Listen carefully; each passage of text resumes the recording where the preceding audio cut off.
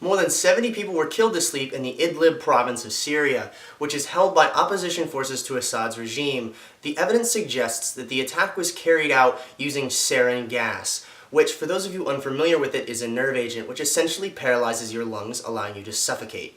Those lucky enough to survive the attack are more than likely going to suffer permanent neurological damage. The gas is banned by almost every chemical weapons treaty dating all the way back to the 80s. The attack has drawn condemnation from major Western nations. Prime Minister Theresa May saying, "I am very clear, there can be no future for Assad in a stable Syria." The US ambassador to the UN took this a step further, calling Assad's regime illegitimate and accusing him of committing untold atrocities against the Syrian people. While, furthermore, the US President Donald Trump added that the attack is an affront to humanity and that the heinous actions by the Assad regime cannot be tolerated.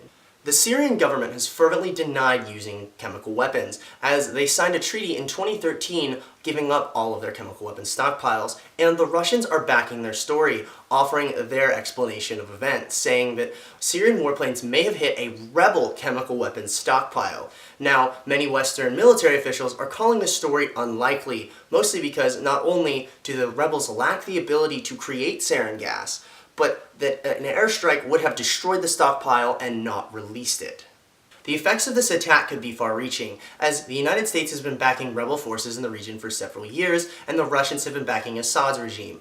Now, with this attack and seemingly the escalation of threats from Prime Minister Theresa May and US President Donald Trump, we could see renewed Cold War tensions in the region, as, with America on one side and Russia on the other, it traditionally never ends well for anybody involved. Hopefully, the US and Russia are able to resolve this situation diplomatically instead of escalating the conflict.